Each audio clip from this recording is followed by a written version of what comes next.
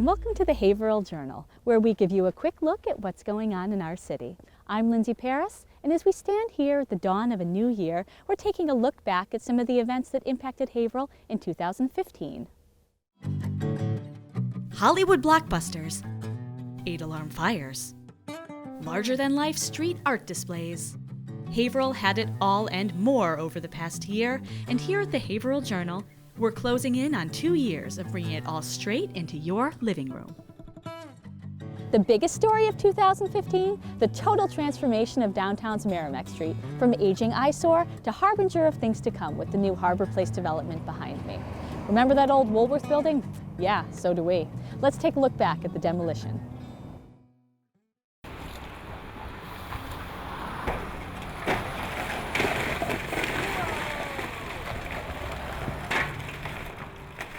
It's the moment many have been waiting for years. After 40 years of vacancy, the Woolworth building is no longer. White's Corner, one of the city's most visible locations, has undergone a major transformation since January, with 4 dilapidated buildings gone and the Merrimack River visible from Lower Merrimack Street for the first time in over a century. Any way you look at it, the effect is dramatic. It's awesome to see all these buildings that have been here for all these years finally coming down for something that's going to be transformative and really help economic development and the beautification of downtown and really get people coming down and using the river once again. Lines are being opened up, and that hasn't been seen in generations. And we were doing some research, and we found maps 1885. And at that time, in 1885, it was still showing two back-to-back sets of buildings, in fact, between Merrimack Street and the river. So if you figure 1885, those buildings are maybe 60, 70 years old. You're back into, the early 1800s. So you're talking about close to 200 years. You've probably not seen this view of Bradford. Residents are welcoming the change to the city's riverbanks and what it means for downtown. It's mesmerizing to watch the cranes and how it all kind of falls and moves, and it'll be a good thing for the city to have some new infrastructure and new life and new business. It's been a long, hard road for the people who own these buildings, so it's good to see it happen. All of the changes that are taking place. For a brief while, we'll be able to see across the river and see Bradford, and then, of course, it's going to disappear as time goes on. It's putting a new face on Haverhill, which is good to see. So I'm very pleased with what I'm seeing here. A lot of history is going, by the way, but it's being preserved in a good way, and as a result, what's happening is we have something to replace it, a new history taking its place. I'm happy about that. Very excited. I'm actually a student at UMass Lowell, so to have a satellite campus here is very exciting. Looking forward to that. So hopefully the construction takes place quite quickly. Merrimack Street's riverbanks have been a hub of activity since the city was founded in 1640. But you may not know that even the naming of Harbor Place was done with an eye to its historic significance.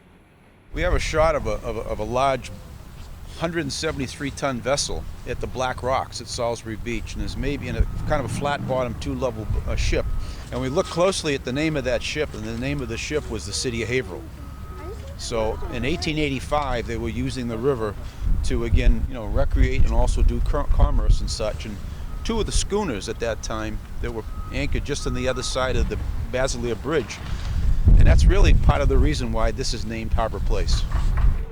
Now that the demolition is done, people are thinking forward of what's to come.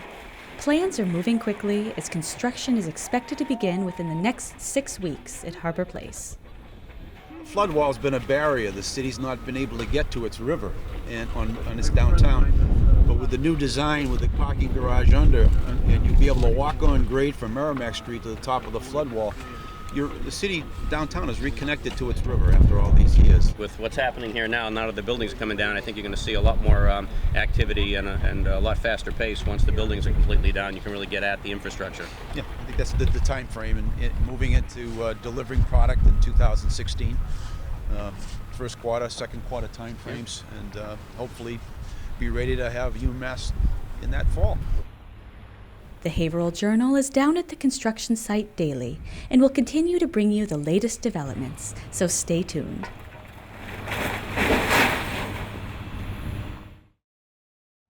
There's something new to see down there at Harbor Place every day as they prepare for their fall opening. Right now, I've walked over here to the riverfront to enjoy the mild temperatures we've been having lately, but I think we're all still recovering from last year's wild winter. Let's take a look back at the historic Winter Storm Juno of January 27, 2015. Here in the Merrimack Valley this week, we've seen sights like this, and this, and this.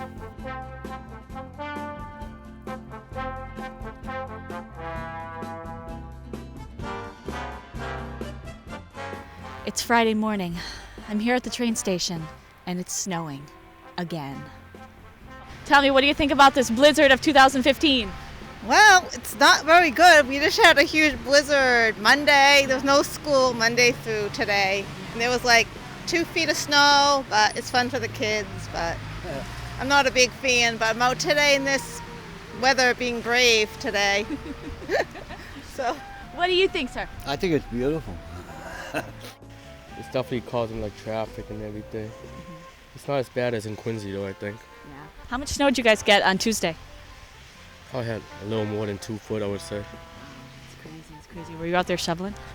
No, actually, I should have been, but I wasn't.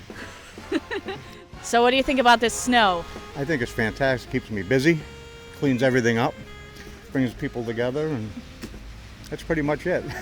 How much snow have you shoveled in the Ooh. past week? Oh boy. I do all the parking meters.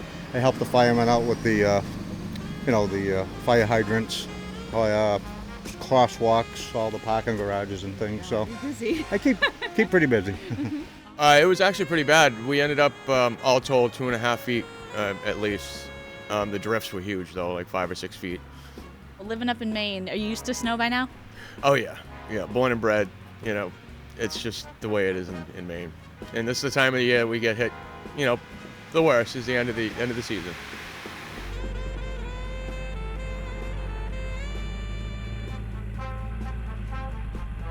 Storm Team 22, Channel 22 that is, came down here to the DPW to get the scoop on what they're doing to get rid of all this snow.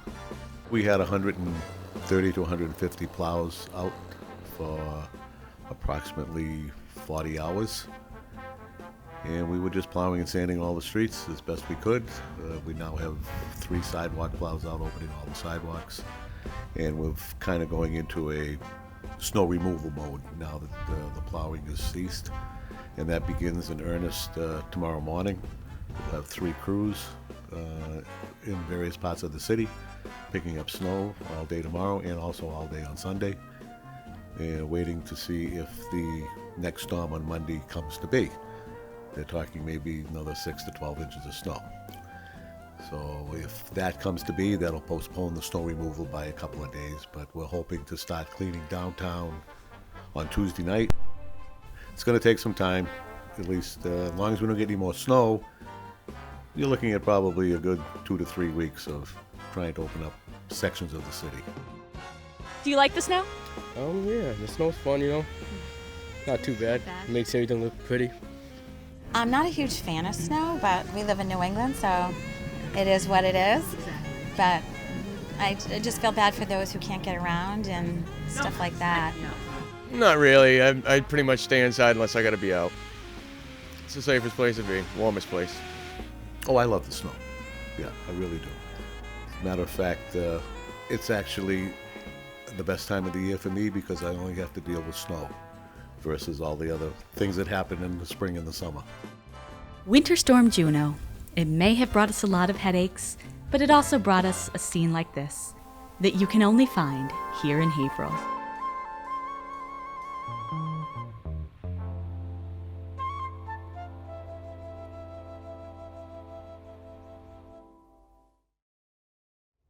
All that snow caused a lot of delays, including a trip to Haverhill that Hollywood producers had been planning for months for filming of the major motion picture Joy. But when Jennifer Lawrence and her crew finally made it here on a sunny day in April, the Journal was there to catch a bit of movie magic.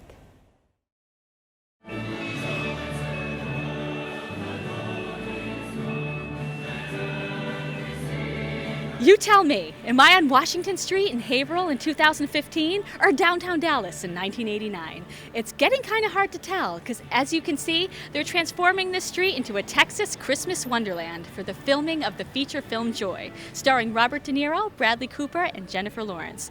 They're going to be down here shooting all day tomorrow, April 14th, and I kind of keep getting kicked off the set, but I'm going to try to get a few interviews.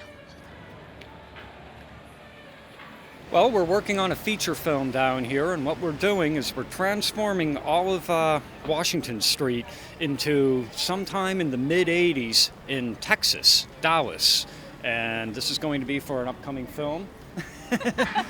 And there's our painter. He's going to make it look wonderful.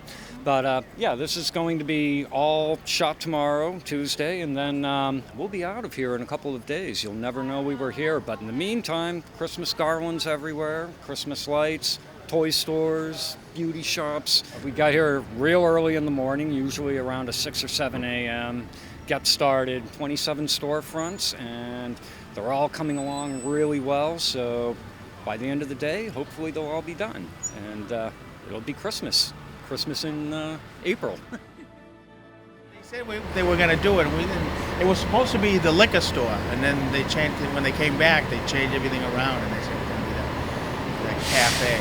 So it'll be just the front of it, you know.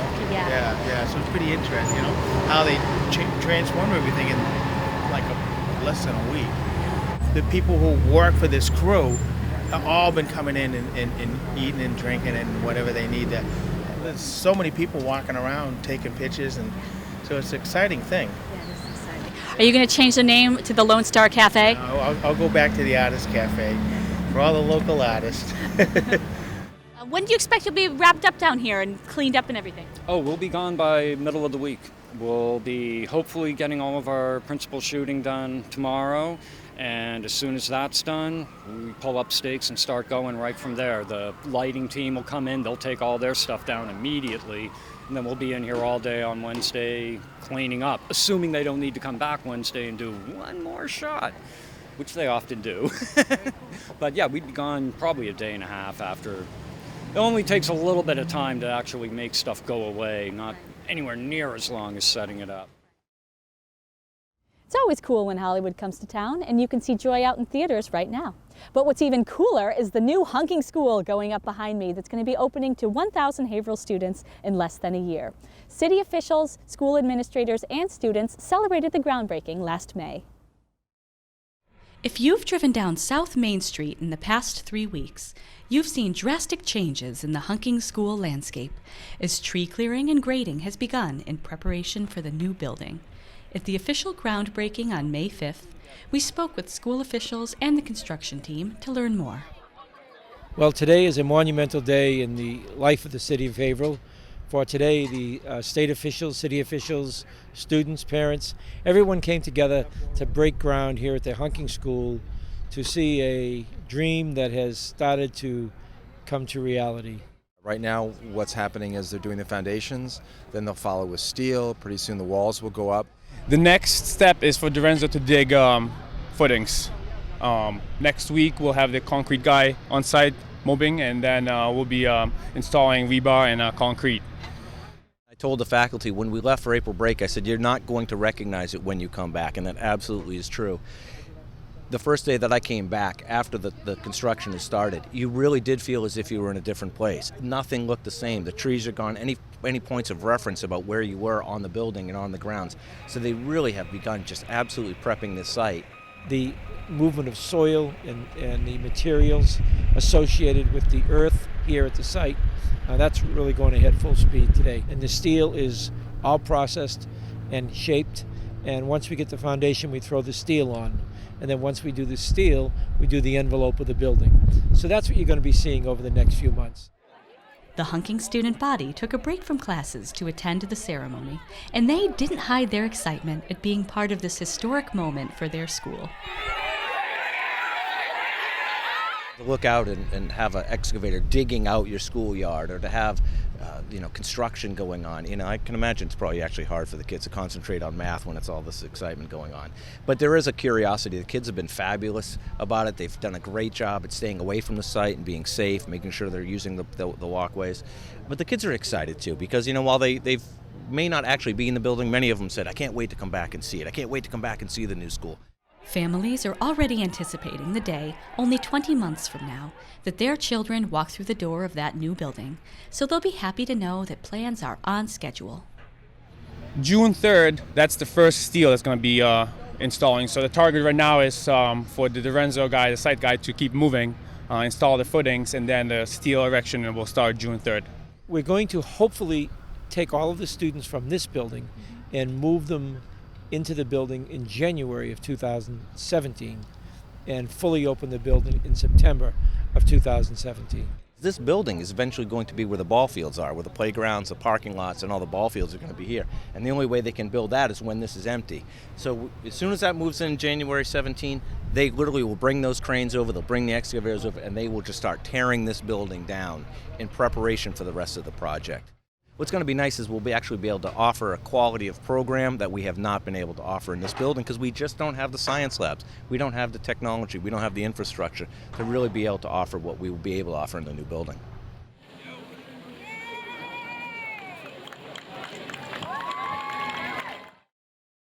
While ground was being broken over at Hunking, students at another local school were putting pen to paper to raise funds for a new playground. Hillview Montessori School had been without outdoor play equipment since moving to its new location in 2010. But now, that's all changed.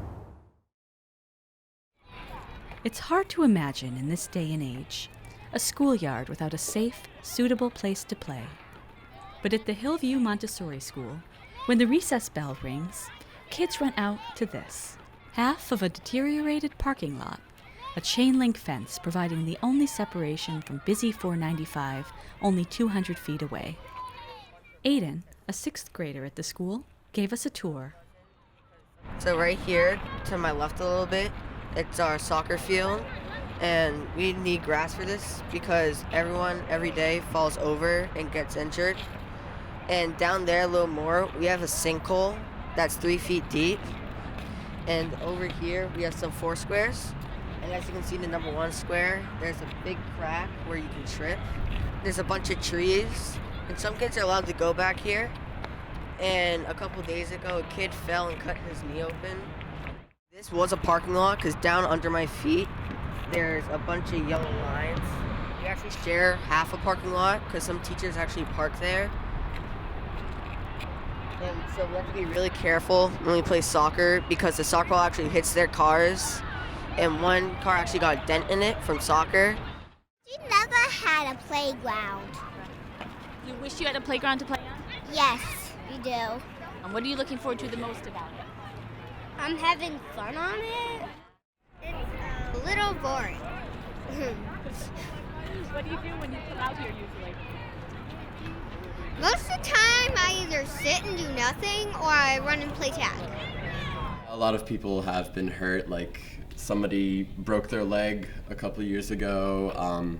Like almost every other week somebody like falls or trips and hurts their knee or something. And it's also kind of boring because it's just a flat space, and I think a playground would really it would help that. I came here 2 years ago as the director, and the first thing I noticed is that the children did not have a playground. We have a longer school day here. Children are in school almost 8 hours, and yet they have no way to go out and relax and have fun on the playground because there's nothing to do out there. Since moving into its current location in Ward Hill Industrial Park in 2012, HVM staff, parents, and volunteers have done a phenomenal job at converting the former office building into a bustling Montessori school, so highly regarded, its waitlist of would-be students numbers in the hundreds. Students have organized their own effort towards the new play space, with classes from kindergarten up to 8th grade launching a letter-writing campaign targeting some heavy hitters to help fundraise. The whole class is writing letters for people who can help us build a fun playground. We really, really want one. We've been getting ready to write some letters to the Celtics to help raise some money to bring a playground to our school. Our whole class wrote letters to Michelle Obama. Dear Mrs. Obama, I believe that my school should have a playground. It would be good for the children at my school for many reasons. One of our kindergarten teachers, Mary, started a letter writing campaign with the kindergarten, and then it just took off on its own, and all the kids in the school wrote letters. We have parents and friends that are helping us do a campaign right now called GoFundMe HVM Playground to try and get enough money to put a playground in. This is where we're thinking of getting our playground. We're thinking of knocking out those trees to make like a little slide over there. And we're going to put more play structures over there. And when we want to try to get grass on our soccer field because we've been falling and slipping and it really hurts. What are you looking forward to? Monkey bars. It could benefit our school because we would have more options and we could make up better things to do and we could make new friends. Just like see everybody play on a playground that we helped build. That's going to be really cool. If you can donate anything, please help us get a new playground because we'd really appreciate it. I hope you take our playground plans into consideration and thank you. The Hillview Playground was one of many new things that came to Haverhill in 2015. Another was the Inside Out project, the innovative public art venture that's seen in prestigious cities around the world, now including Haverhill. Was your face hanging up downtown? Let's take a look. Been on a stroll downtown lately? Then you've experienced it. Rounding a corner and stumbling onto a larger-than-life photo of your high school English teacher, your next-door neighbor and her kids, even that guy you're always bumping into on Merrimack Street. They're all amongst the nearly 300 portraits that have made their debut over the past 2 weeks, beginning with the posting party on June 13th and the walkabout event and celebration on June 18th. Project lead Linda Germain took us on a walking tour. Welcome to Shawmut Workers Plaza. This is the hub or the starting point for the Inside Out project, Haverhill Spirits and Souls, where we're celebrating the people who live, work, and play in our city. So we have 0.8 miles of photos with 300 photos. The great story is how people just kind of stepped up and got involved. That was the magic. Actually, there's a fabulous story here. This woman, she saw this guy in the alleyway and she invited him to have his photo done. And he didn't have any money and she paid for him. This woman is a great story. She lives at the Housing Authority building on Essex Street, and you see her there in her chair all the time. She actually walked over here and saw her photos. This gentleman works for Brightside. We got this great photo of him with the flowers because that's what he's all about. He's a horticulturist. Michelle was great at the very beginning, helping us with photos and adjusting images and getting my lighting right on the very first photo shoot. This one always looks like me, but it's not me, it's my sister. We had a couple of building owners allow us to use their windows. And this is a little different application. It's just 3M command strips. So we had Haverhill Music who did that. We had Haverhill TV and Appliance. Sean Chen let us use this building. Inside Out Haverhill! Inside Out Haverhill! Participants are being recognized all over town, and they're using the opportunity to explain what Inside Out is all about. People have been asking me, what is this? What's going on? What are these? What are those pictures? And that's a question that we constantly want to ask of the public, so that they become aware, they become more interactive. I do get people as customers, I get them coming through the store, and they all like to ask, what is this? What is it about? My daughter saw my son, and she was so excited that people stopped to see her because she was just glowing about it. Somebody reached out to me and told me, my picture's next to your picture. It's just been a reason for people to connect. The images should be up for about 6 weeks. We're planning on taking them down the first week in August, but it is an ephemeral event, so they change every day just based on how people interact with them, how the weather treats them. This little kid was waiting in line with his family, her family, and she's looking around and she says, what is this all about, to her mom? And And her mom looked at me and I said, well, it's about the community coming together and showing their pride. And she said, I says, what do you think that is? She goes, I think it means that everybody here loves one another. People start to say, what's happening, what's going on? And that creates communication, and then hopefully communication creates community. And hopefully this will allow people to grow, to get to know each other. It was great. I mean, it's a real community effort, and it was a lot of fun. A lot of fun.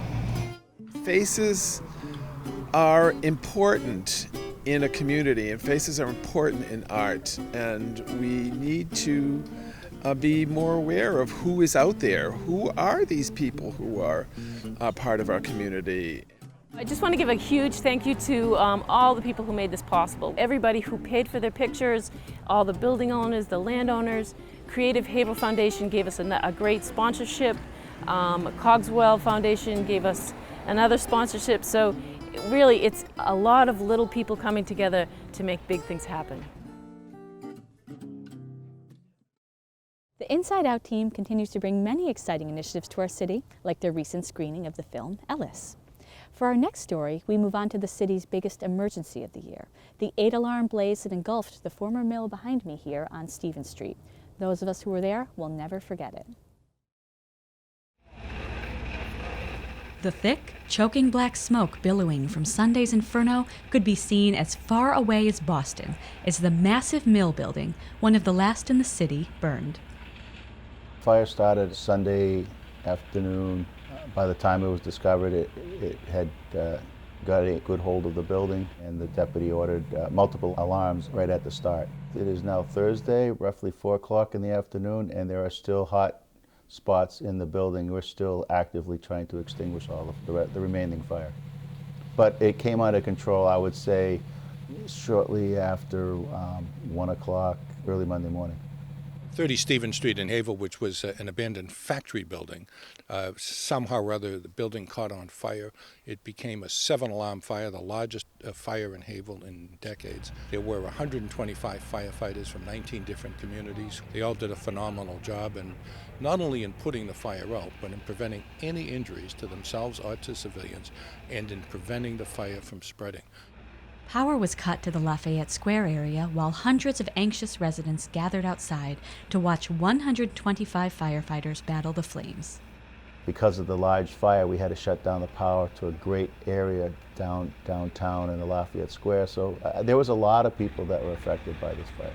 We own the building adjacent to it right now on Stevens Street. We were going to expand our operations in the building. We put a deposit down. It was a beautiful building. It was awesome. I hadn't seen it. My partner had walked through it. He told me about it. It was just one of those old buildings that were built like a fortress.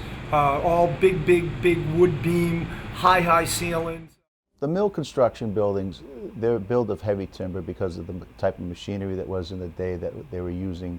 So with the heavy timber, they're hard to ignite, but when those large timbers ignite, and then because there's oils and other chemicals that may have absorbed into the wood, they create a tremendous amount of heat, and a lot of heat is generated, released, and the fire grows very quickly, and they get out of control like this one. Now that the building is going to be a total loss and will be demolished, what are some plans for the future down there? Well, obviously we don't know. It's up to private industry, but I met with a prospective developer yesterday. I had 2 others call me today. The real potential is in the mill building in front of the building that burned, the mill building right on the corner of Stevens Street and Winter Street. That's a historic mill. It goes back to 1800. I've pledged the city support. We'll do everything we can to get them the credits that they need and see if we can get this site developed. The site that burned will probably not be redeveloped. It's hard to say. We'll see what happens. As has been widely reported, 4 juvenile suspects were being held without bail in connection with the September 20th fire, as well as an earlier fire on September 16th. Once an arrest is made, everything or any comments or any questions are directed to the Essex DA office. Can you talk at all about how the fire got started? Like how you think it may have gotten started? Or? Well, it was intentionally set. That's about all I will say. The firefighters in Haverhill and in the 19 other communities that responded did an absolutely awesome job. Not a single person was injured. The fire didn't spread to any other buildings. None of this happened by accident.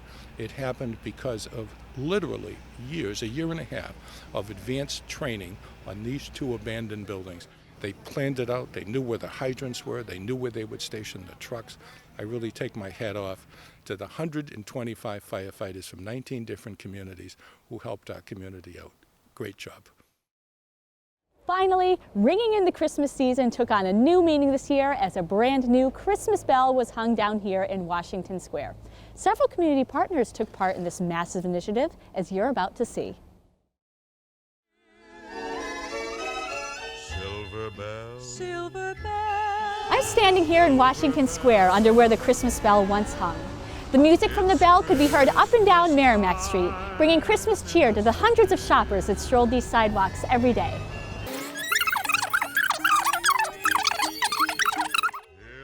So here we are, back here exactly 1 year after that first show came out, and I have some very exciting news for you guys. The bell is coming back. You guys came in last year and you asked me about the bell, and it was missing. So over the summer I got together with a couple different people, found out that it had been worked on at Haverhill Trade School by my former teacher, Mr. Campana. So I went over to Mr. Campana's house and I spent some time with him, and he said that the bell was about 7 foot round by about 7 foot tall. So my students and I got together, and what we tried to do was we tried to come up with a bell that would be 7 foot round by 7 foot tall, and from there we were able to make a bell out of cardboard. And we did that through using some geometry and also by just kind of figuring out the best way to make it work.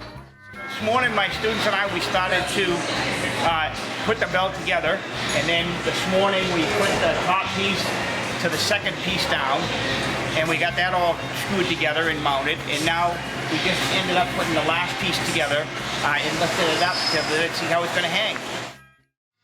On November 18th, 2015, that beautiful aluminum bell was delivered to the HC Media House of Prep and Paint, and madness ensued.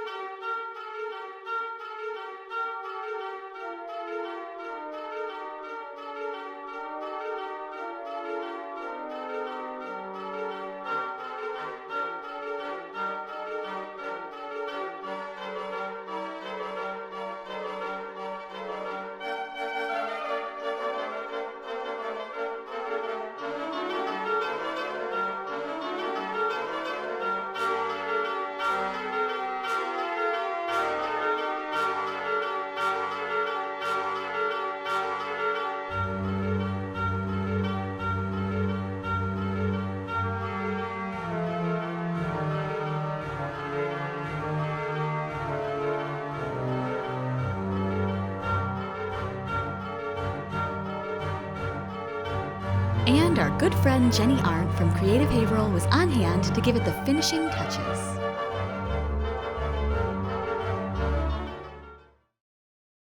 And on Saturday, December 12th, well, watch and see what happened.